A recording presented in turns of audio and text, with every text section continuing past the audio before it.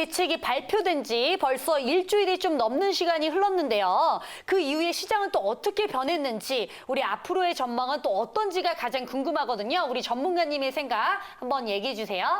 네, 지난 시간에 제가 7.10 대책이 어떤 부분들이 나왔고 그리고 어떤 내용들이 담겨져 있었는지 이렇게 한번 이렇게 전해드렸는데요.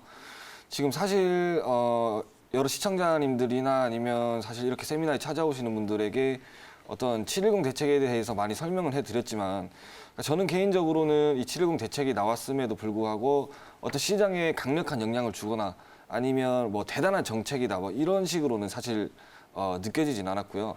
이게 사실 시장의 어떤 본질적인 해결 방안은 아직까지는 좀 찾기 힘들다라고 볼 수가 있습니다.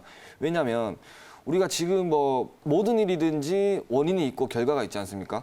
그런데 지금 현재 부동산 시장도 분명히 원인이 있고 이렇게 상승한 것도 결과치란 말입니다. 그런데 우리가 원인을 한번 살펴보게 되면 지금 현재 돈이 이렇게 많이 풀려 있는 유동성이라든지 아니면 어떤 정책으로 인한 매물이 실종된 사건, 실종되는 어떤 일들이라든지 그러니까 현재 지금 유동성이 이렇게 많은 시장에서 매물을 찾다 보니 매물은 없기 때문에 계속 가격이 상승되는 것인데 이런 그 어떤 시장의 원인을 해결해 줄 수 있는 정책이 나왔냐를 찾아봤을 때는 사실 아직까지는 크게는 찾기 힘들다라고 볼 수가 있고요. 그러면 그 7.10 대책 이후에 시장 전망이 어떻게 될 건지를 한번 살펴봤을 때 이런 원인들이 본질적으로 해결해 줄 수 있는 것들이 조금 더 마련이 되었는가를 한번 보면 답안들이 좀 쉽게 나오거든요. 그런데 지금 우리가 한번 잘 생각해 보시면 이런 매물들, 그러니까 매도 물건들이 가능한 물건들을 한번 살펴보게 되면 지금 당연히 1가구 1주택자 같은 경우는 갈아타기 물건들이 가능하고요. 그리고 한시적 1가구 2주택자 같은 경우도 비과세 요건 때문에 당연히 이게 매도 물량으로 나올 수가 있겠죠. 그리고 지금 현재 뭐 신탁 명의로 돌려놓으신 분들 같은 경우는 7.10 대책 이후에는 이게 원소유지까지 추적하게 돼서 어떤 세금을 부과하는 부분 그리고 법인 같은 경우도 사실 법인이 이제는 크게는 의미가 없어졌기 때문에 이런 법인들이나 혹은 신탁 명의로 돌려놓으신 분들 그리고 지금 현재 이런 종부세가 불감당이 되시는 분들 같은 경우는 일부 소량이나마 매도 물량으로 나올 수는 있겠습니다만은 이게 사실 지금 현재 주택시장이 이렇게 단숨에 올랐음에도 불구하고 이런 주택시장을 다시 제자리로 돌아갈 수 있을 만큼 안정화시켜줄 수 있는 만큼의 매도 물량인가를 한번 봤을 때에는 아주 소량이고 일시적일 가능성이 크다라는 거죠. 그러면 또 한 번 다시 요요 현상이 일어날 가능성이 크고 이로 인해서 시장 전망은 사실 크게는 변화가 없다라고 보여지고요. 이제 어떤 전망의 변화보다는 사실 투자의 방법의 변화가 있다라고 보여지는데 일단 첫 번째는 제가 지난주에 말씀드렸는지도 모르겠습니다만은 비규제 지역이 아닌 비규제 물건으로 수요가 이동될 가능성이 굉장히 크다라고 보고 있습니다. 그러니까 지금까지는 우리가 그 앞전에는 어떤 서울이 규제 지역으로 들어가게 되면 뭐 서울 외곽이나 아니면 경기도권으로 이렇게 풍선효과가 같다라고 한다면 이제는 거의 웬만한 지역들은 다 규제 지역으로 묶여 있기 때문에 규제 지역이 아닌 규제 물건, 그러니까 비규제 물건 쪽으로 어떤 수요가 이동할 가능성이 크다라고 보고 있고요.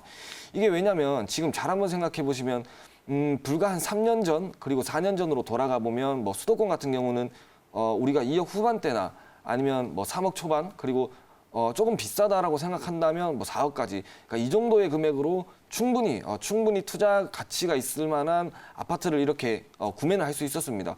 그런데 지금은 거의 2배 이상 오른 지역들이 많고 또 어떤 가수요도 힘들고 실수요도 힘들 만큼 가격 상승이 많이 일어났기 때문에 지금 이렇게 가격 상승이 많이 일어난 상태에서 어떤 규제 지역이 확대됐다라고 한다면 이 다음번에 투자자가 사실 수도권으로 갈 이유가 없어졌거든요. 그러면 이게 다시 서울로 회귀했을 때에 이 서울로 회귀했을 때에도 지금 상대적으로 어떤 규제의 사실 그 비율이 약한 지금 뭐 예를 들면 재개발 물건들이라든지 아니면 뭐 소형주택들 그러니까 지금 이렇게 다시 서울로 회귀하시는 분들 중에 아무래도 그 선호도 자체가 높은 강남이나 아니면 용산 같은 경우는 사실 지금 토지거래 허가구역으로 지정돼 있죠. 그런데 그 중에서도 18평방미터 이하는 또 거래가 됩니다.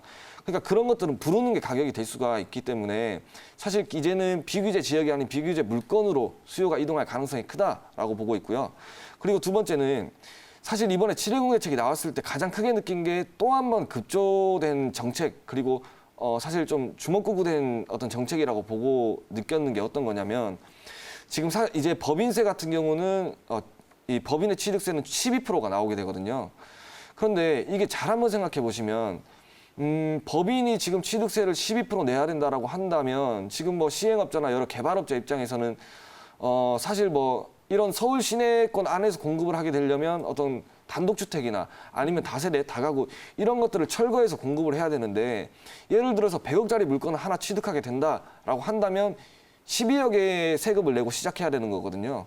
그러면 당연히 사업할 분들, 그러니까 사업에 대한 수요들이 줄어들 수밖에 없고 민간 공급이 굉장히 줄어들 수밖에 없습니다. 근데 이게 왜 문제가 되냐면 우리 사실 지금 뭐 아파트로 들어갈 수 없으신 분들 그리고 사실 가격대가 맞지 않기 때문에 그리고 경제적 여력이 맞지 않기 때문에 이런 고가의 아파트들이 아니더라도 아파트로 굳이 들어갈 수 없으신 분들 같은 경우는 뭐 빌라나 아니면 다세대, 다가구 그러니까 이런 것들이 서민들의 대체 주택이 되는데 이런 것들이 계속해서 규제가 들어가게 되고 어떤 사업 구간이 줄어들게 되면 당연히 그 공급은 줄어들게 되고 공급이 줄어들면 가격은 올라갈 거란 말입니다. 그리고 취등록세가 인상하게 되면 당연히 어떤 원가의 상승이 있을 것이고 그게 고스란히 분양가로 녹아 들어가게 되면 이게 서민들의 주택을 오히려 위협할 수 있기 때문에 조금 더 효율적인 정책이 나와줘야 되지 않나라고 생각을 하고 있고 오히려 사업용 토지와 비사업용 토지를 조금 더 구분해야 될 필요성이 있다라고 보고 있고 그리고 지금 세 번째 같은 경우는 우리가 18년도로 돌아가게 되면 증여가 역대 최대치를 기록을 했거든요. 그런데 이번에 7.10 대책 이전이나 아니면 이후에 사실 증여가 또 한 번 최대치를 갱신할 가능성은 있다라고 보고 있습니다. 왜냐하면 지금 현재 같은 경우도 양도소득세가 주민세까지 포함하게 되면 한 68.2% 정도가 나오는데요. 그러니까 굉장히 많은 세금이죠. 그런데 7.10 대책 이후에는 최대로 잡게 되면 한 80%까지 나오게 됩니다. 그러면 당연히 양도할 사람, 그러니까 매도 물량의 출구는 줄어들게 되는 것이고 이 물건들을 처리할 때에 쓸 수 있는 어떤 방법들이 양도세보다 오히려 지금 증여세가 더 저렴하거든요. 그러면 양도하기보다는 오히려 이게 증여로 이동할 가능성이 굉장히 크다라고 보여지고 있고 지금 사실 제가 이번 대책이 나오면서 그리고 앞전 대책도 나오면서 항상 느꼈던 게 오히려 이런 대책이 나올 때마다 그리고 어떤 세금 부담이 될 때마다 사실 최대의 피해자는 다주택자들이 아니라 서민들이거든요. 뭐 예를 들어서 종부세를 인상한다라고 해도 종부세를 인상하게 되면 당연히 전세 수요자가 전세의 어떤 공급이 줄어들게 되고 전세의 공급이 줄어들고 이게 월세로 전환되게 되면 임대인이 아니라 고스란히 이게 세입자에게 전가되기 때문에 당연히 어떤 서민들이 힘들어질 수밖에 없는 길로 가고 있다라고 보여지고 있고 지금 뭐 여러 가지 이런 법안들을 내시는 분들 그리고 국토부에 계시는 분들이 굉장히 또 우리나라의 엘리트라고 하시는 분들이 계신데 저는 충분히 조금 더 효율적인 정책 그리고 우리나라 국민들이 안정된 삶을 영위할 수 있는 정책들을 충분히 만들 수 있다라고 보고 있거든요. 그래서 지금 현재의 어떤 단기적으로 보고 일시적으로 이렇게 막을 수 있는 정책이 아니라 조금 더 일관성이 있고 그리고 모든 정책이 100% 만족할 수는 없겠습니다만은 단점보다는 조금 더 장점에 비중을 맞춰서 조금 중장기적으로 볼 수 있는 정책이 나와줘야 되지 않나라고 이렇게 생각하고 있습니다. 네, 근데 많은 분들이 이제 이제 서민들끼리 이제 하는 얘기가 지금 네네. 취득세랑 양도세 부분이 점차 올라가고 네. 있지 않습니까? 네네. 그런데 이제 주택 공급을 늘리는 게 아니라 네. 세금만 많이 걷어가는 것이 아니냐 이런 이야기가 지금 많이 돌고 있는데 이거에 대해서는 또 어떻게 좀 생각하시는지. 지금 아무래도 문제가 심각하죠. 지금 서민들 같은 경우도 그리고 아파트로 이렇게 유입을 하시려고 대기 중이신 분들 같은 경우도 굉장히 혼란스러우실 텐데 저는 이런 겁니다. 지금 애초에 재건축 재개발을 규제하지 않았다면 그리고 조금 더 규제를 완화해 줬다면 사실 이 정도의 가격 상승은 있었을까라는 의문점이 드는 거거든요. 그리고 여러 가지 뭐 공급의 방안들로 지금 오늘 같은 경우도 마찬가지인데 결국은 지금 상기 신도시도 다 마찬가지입니다. 우리가 지금 지금 현재 대한민국 국민들 그리고 서울시에 있는 국민들이 지금 뭐 이렇게 조금 질의 좋은 어떤 아파트 그리고 주거지를 원하는 거지 이런 경기 외곽 쪽의 주거지를 사실 원하는 건 아니거든요. 그러면 충분히 어떤 그린벨트 해제 부분이나 아니면 이런 다른 방법들을 사용하지 않고서라도 어떤 뭐 재건축 재개발의 용적률을 올려준다든지 아니면 지금 서울 시내에 조금 더 규제를 개선해준다든지 그러니까 이런 방법으로 충분히 해줄 수 있었을 텐데 오히려 3기 신도시로 우회해버렸지 않습니까? 그런데 이게 조금 문제가 되는 게 뭐냐면 지금 3기 신도시로 인해서 물론 단기적으로 공급에 대한 부담감은 있을 수가 있겠죠. 그런데 사실 3기 신도시가 뭐 강남의 집값하고는 거의 상관이 없는 얘기거든요. 그렇기 때문에 사실 이렇게 불은 서울에서 났는데 수도권에 물 뿌리는 격이기 때문에 이것 또한 어느 정도 좀 우회된 정책이었나라고 보고 있었고 지금 내년부터 기준으로 따지면 2021년도 그리고 2022년도, 2023년도까지 이 서울 내의 입주 물량이 급감, 또 급감, 거의 초급감 현상으로 가기 때문에 그러면 이 3기 신도시가 나온다고 하더라도 그 3기 신도시가 입주 시기 때 갈 때까지 그러니까 사실상 입주 시기까지는 이 공백 기간이 남지 않습니까? 그러면 이 공백 기간까지 어떤 징검다리 역할을 해줄 수 있는 그 보완책은 사실 전혀 보여지지 않고 있기 때문에 어떤 서민들이나 아니면 지금 현재 무주택자나 실수요자들 같은 경우는 가면 갈수록 조금 더 힘들어지는 상태다라고 보고 있고요. 그렇기 때문에 조금 더 이런 우리 투자자 입장이나 아니면 실수요자 입장으로 봤을 때는 제가 조금 더 이렇게 도움이 될 수 있는 조언을 드리자면 이렇게 뭐 주변이나 아니면 이렇게 정부만 바라보고 있기보다는 자기의 어떤 여력에 맞게 전략에 맞게 빨리 조금 더 신속하게 어떤 주택 시장으로 유입될 수 있는 방법을 마련해야 되지 않나 이렇게 생각하고 있습니다. 네. 그리고 이제 다음으로 이제 살펴볼 주제가 지금 가장 뜨거운 이슈라고 할 수 있는 우리 그린벨트 해제에 대해서 좀 이야기를 해볼까 하는데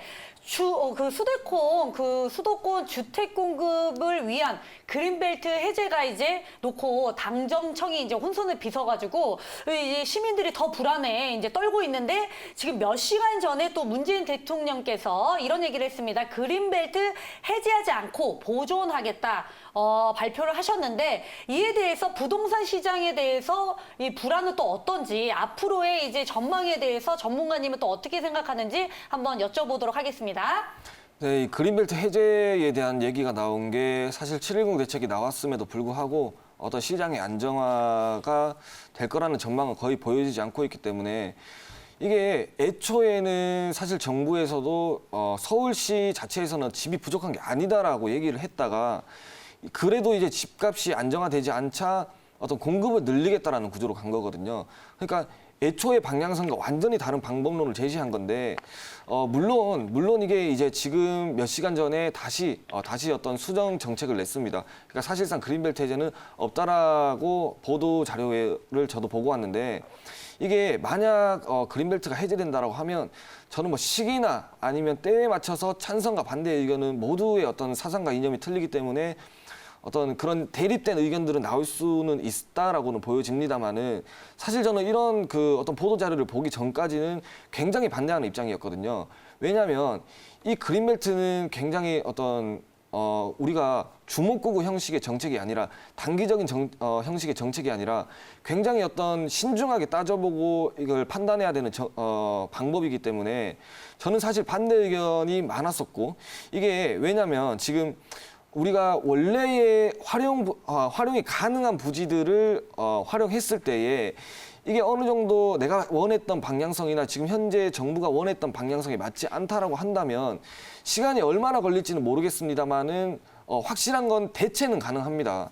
그런데 그린벨트를 해제했을 때에는 이게 만약 어느 정도 방법론적으로 틀린 방법이다. 그리고 때와 시기에 맞지 않게 틀린 방법이다라는 결과치가 나왔을 때에는 사실 자연은 인간이 대체할 수 없는 거잖아요. 그렇기 때문에 저는 강력히 반대했고 아마 지금 현재 정부 입장에서도 강하게 조금 대립이 있었지 않나라고 보고 있었는데 지금 현재 투자자 입장에서 조금 잘 보셔야 될 게 그린벨트 해제는 이미 조금 들어간 얘기긴 합니다만은 공급 방안의 방법으로 뭐 국유지를 활용한다든지 뭐 여러 가지 서울 시내에 있는 국가 유보지나 아니면 이런 그 빈 땅들을 활용한다든지 이런 식으로 공급 방안들이 나오고 있기 때문에 지금 현재의 어떤 서울 시내에 활용 가능한 토지들이 어떤 것들이 있는지 뭐 예를 들면 지금 뭐 국공립 시설이라든지 아니면 뭐 차량 기지라든지 뭐 구로나 아니면 뭐 DMC 주변 그리고 신내 주변 이런 차량 기지라든지 이런 쪽에 어떤 공급 방안이 나올 수 있는 것들을 한번 예상을 해보고 조금 더 전략을 짜고 움직이신다면 도움이 되지 않을까 이렇게 생각하고 있습니다. 네. 최근에 이제 각종 이슈와 우리 논란이 많이 발생되고 있는데 그러면 여기서 우리 부동산 시장에서의 투자자들은 과연 어떻게 해결을 해야 되는지 어떤 거를 좀 주의하면 좋을까요? 우리 전문가님? 지금 그린벨트 해제에 대한 부분들이 사실 얘기가 들어가기 전까지는 시장 상황이 굉장히 빠르거든요. 이미 토지로 우회하신 분들도 있고요. 그리고 벌써 그린벨트 땅값이 들썩들썩한 지역들도 있습니다. 실제로 이렇게 발품 파시는 분들도 굉장히 많았었고요. 그런데 제가 항상 누누이 말씀드리지만 우리 이 투자는 불확실한 리스크에 하는 게 아니거든요. 그러니까 미래 가치를 보고 하는 투자는 맞습니다만은 불확실해 하는 것은 아니라는 거죠. 그런데 지금 현재 그린벨트 같은 경우는 이게 해제될지 안 될지도 모르는 상황이었고 이게 만약에 해제된다고 하더라도 사실 수용돼서 국가의 소유로 갔다가 다시 어떤 민간이나 어떤 기업들의 형태로 전환되는 거기 때문에 지금 만약에 내가 수용된다라고 한다고 하더라면 내 투자금이 100만 원이 들어갔다라고 했을 때 수용가가 사실 100만 원 이상이 나올지 아니면 100만 원 이하가 나올지 아무도 모르는 상황이죠. 그렇기 때문에 굉장히 위험한 투자이기 때문에 사실 수도권 외곽 쪽 그러니까 그린벨트 같은 경우는 굉장히 위험한 투자다라고 볼 수가 있고요.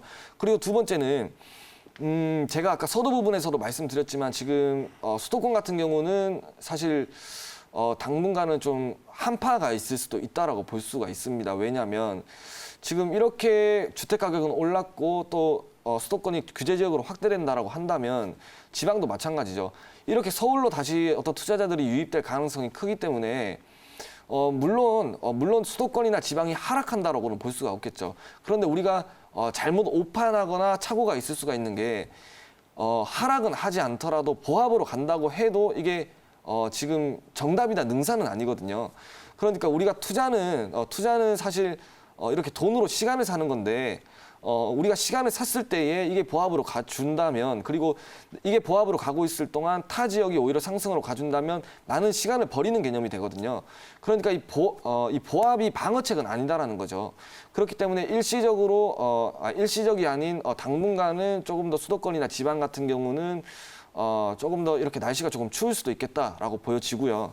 그리고 지금 아마 20대들이나 아니면 뭐 집 없는 30대들, 40대들, 50대들까지 3기 신도시나 아니면 공급 방안을 이렇게 많이 확대를 한다고 하니 지금 현재는 전세로 살고 있으면서 이렇게 청약을 대기하시는 분들이 굉장히 많거든요. 그런데 저는 이런 분들한테 계속해서 말씀드리는 게 사실 지금 정부만 이렇게 바라보고 있는 게 정답은 아니고 그리고 전세로 계속해서 살다가 보면 오히려 이게 도박이 될 수도 있고 모험이 될 수도 있고 나만 바보가 될 수도 있는 현상들이 나올 수가 있거든요. 왜냐하면 아까도 말씀드렸다시피 지금 현재 3기 신도시가 나오기 이전까지 어떤 그 공백까지는 사실 어떤 마땅한 대안책이 없기 때문에 이렇게 지금 현재 내가 3기 신도시 청약을 대기하고 있다가 청약을 넣었을 때에 지금 청약 통장이 1순위권 청약 통장 같은 경우는 1,300만 개입니다. 1,300만 개. 그러니까 될 확률이 당연히 적겠죠. 그러면 사실 내가 청약은 되지 않았는데 전세로 살고 있다가 어떤 주택 가격이 더 올라버린다면 내가 현재 가지고 있는 자금으로 오히려 여기도 가지 못하고 저기도 가지 못하는 더 혼란스러운 상황이 올 수가 있기 때문에 사실 전세로 이렇게 대기하는 것은 굉장히 좋지 못한 사실 재테크로서는 조금 더 회피해야 될 전략이다라고 이렇게 보고 있기 때문에 이 세 가지를 조금 더 주의를 해야 되지 않나라고 보고 있습니다. 네, 오늘 전문가님께서 우리 이슈에 대해서 아주 자세하게 이야기해 주셨는데요. 우리 투자자님께서는 우리 전문가님의 의견 듣고 신중한 결정 내리셔서 잘 선택하시기 바라겠습니다. 자, 이동규 전문가님과 우리 직접 만나볼 수 있는 세미나 소식이 준비되어 있다고 합니다. 거기 가면은 또 어떤 내용을 들을 수가 있나요, 전문가님? 네, 지금 제가 이렇게 상담을 대부분 해보면 거의 죄다 710 대책에 대한 세금 문의가 많거든요.